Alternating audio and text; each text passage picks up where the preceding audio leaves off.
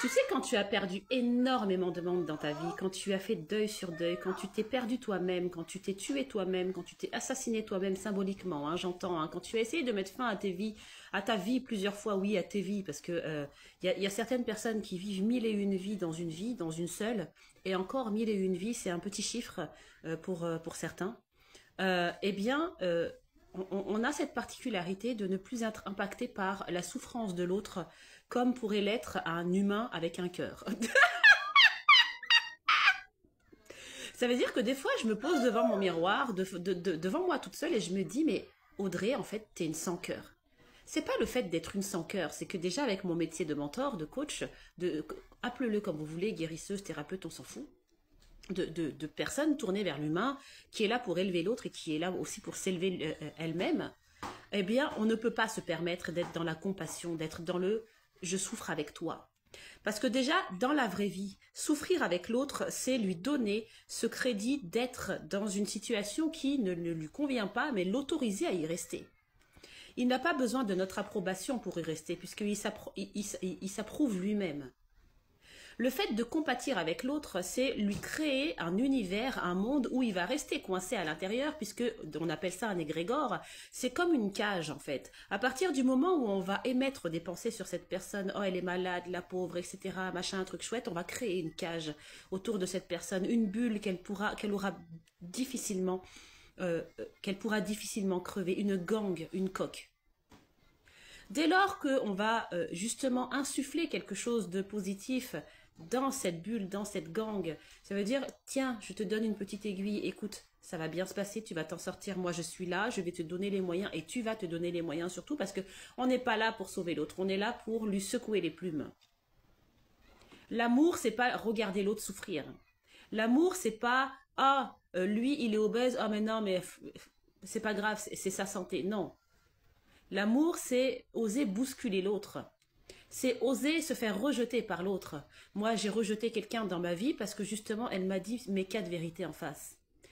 J'ai été sur ce chemin de guérison de ma propre personne en juin 2024 parce qu'il y a un garçon qui a osé, un homme qui a osé me dire là, tu fais n'importe quoi.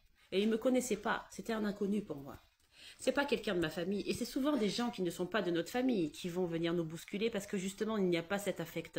Il n'y a pas cet attachement. On n'est pas là pour se faire aimer. On n'est pas là pour aimer les gens. On est là pour aimer avec un grand A et pas avec un petit A, le petit amour humain qui croit que c'est important d'être attaché à Pierre-Paul, Jean-Jacques. C'est le même qui nous fait du mal parce que quand on perd quelqu'un, on se croit attaché à cette personne. Elle est partie, son corps n'est plus là, mais elle est encore là. Énergétiquement, elle est là, puisque si on pense à elle, c'est que énergétiquement, elle est là. Si on dit encore son nom, c'est que énergétiquement, elle est encore là. Elle est juste partie dans une autre dimension. Donc, rester dans une situation de souffrance parce que l'autre personne est partie, c'est une excuse. C'est parce qu'on se trouve que cette excuse-là. Il est parti, pourquoi il m'a laissé, qu'est-ce que je vais faire sans lui? Mais qu'est-ce que tu peux faire pour lui? Est-ce que tu penses que de là-haut, selon tes croyances, est-ce que tu penses que de là-haut ou de en bas, il préfère que tu sois heureux, heureuse, ou que tu trimes ta mère et que tu pleures ta race tous les matins parce qu'il n'est pas là? Si les rôles étaient inversés, comment on ferait? Hein? Mon père, quand il est parti, j'ai pas eu le choix que de toute façon d'avancer. Mon petit frère, quand il est parti, j'ai pas eu le choix que d'avancer. J'étais une gosse. Ma grande sœur, quand elle s'est fait partir, j'ai pas eu le choix que d'avancer. Maintenant, j'œuvre pour eux, pour leur montrer s'ils existent. De toute façon, je sais qu'ils sont là. Ils sont dans mon cœur, ils sont dans mes pensées, ils sont dans mes cellules, ils sont partout. Puisqu'il n'y a pas d'autres. Je vis pour eux.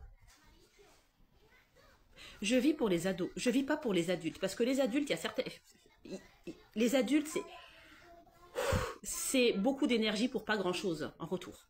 On le voit de toute façon sur les réseaux. Les adultes, ouais, vous interagissez quand il s'agit de faire des conneries, de danser, de machin. Mais quand il s'agit de choses sérieuses, j'en parle avec les ados, sur le compte pour les ados.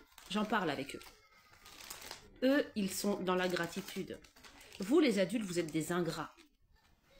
Des ingratitudes. Des ingratifiants. On a beau tout donner pour vous. Aucune reconnaissance, que dalle, rien. Et quand on disparaît, eh ben, ça nous court après parce qu'il manque quelque chose à votre vie. Vous êtes des ingrats, c'est tout. Vous êtes des ingrats parce que vous avez été des enfants qui n'avaient pas été considérés.